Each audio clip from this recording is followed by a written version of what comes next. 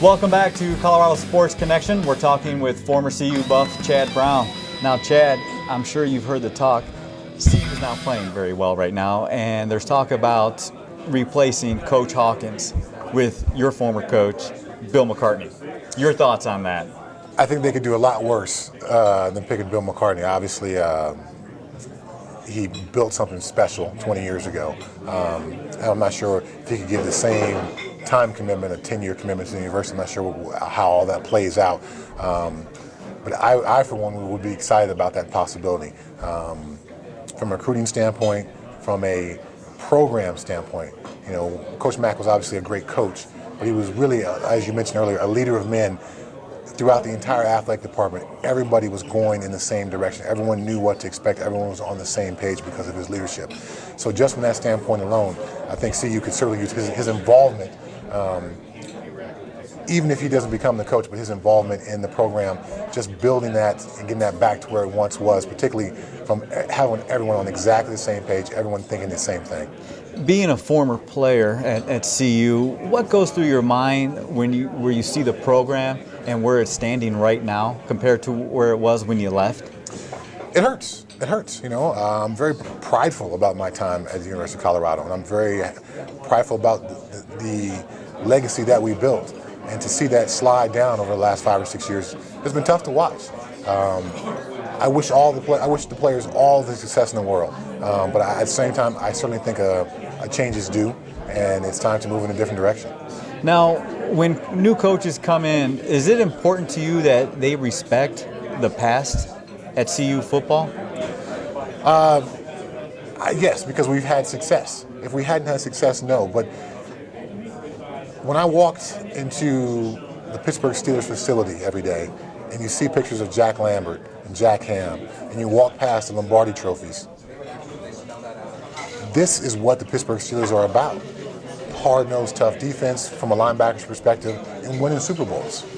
That sets the tone. That gives you a goal. Every day I walk past those trophies, I want to be a part of that. When you neglect the past, what are these guys playing for? How do you aspire to greatness if you don't look at greatness every day when you walk into that facility? It seems to be a very simple equation to me. When I first became a Seattle Seahawk, there was very few pictures on the walls. They hadn't had a lot of success, but there was certainly great moments in Seahawk history. Show that to the players. Again, everyone needs inspiration. It's football season. Football's a hard sport. During the season, you know, here in Colorado, it's going to be cold. You're going to have to go out and practice in the snow. What motivates you? What gets you through that? Looking at the greatness of the past and wanting to be a part of something like that. That's what always motivated me. And the reason I had asked you that question is, and I don't know if this is true, but I had heard that Coach Hawkins had removed some of the past from the CU football facility.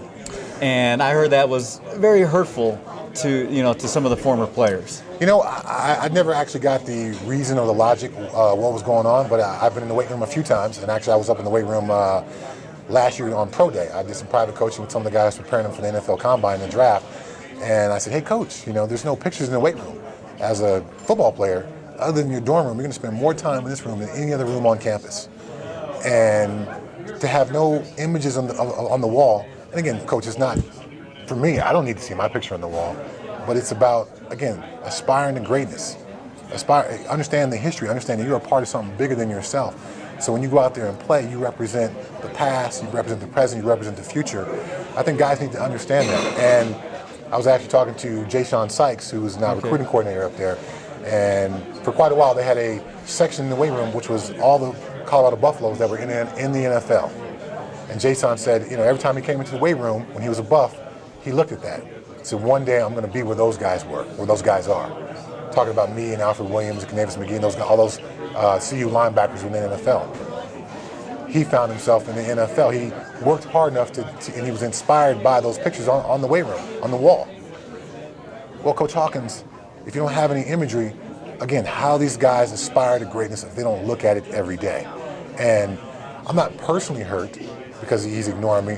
I think it's just short-sighted to not give guys great imagery to have them dream and imagine greatness for themselves. The accomplishments that you guys had together as a team is what's more important then.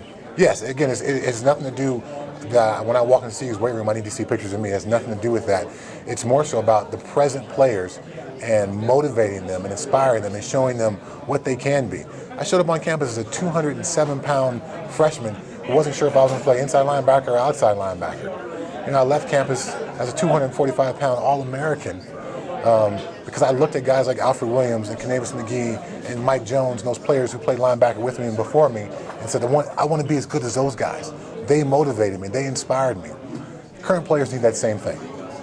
When we come back, we're going to take a quick break, but then I want to talk a little bit about your NFL career and now what you're doing now that you're no longer playing in the NFL. We'll continue our talk with Chad Brown right here on Colorado Sports Connection.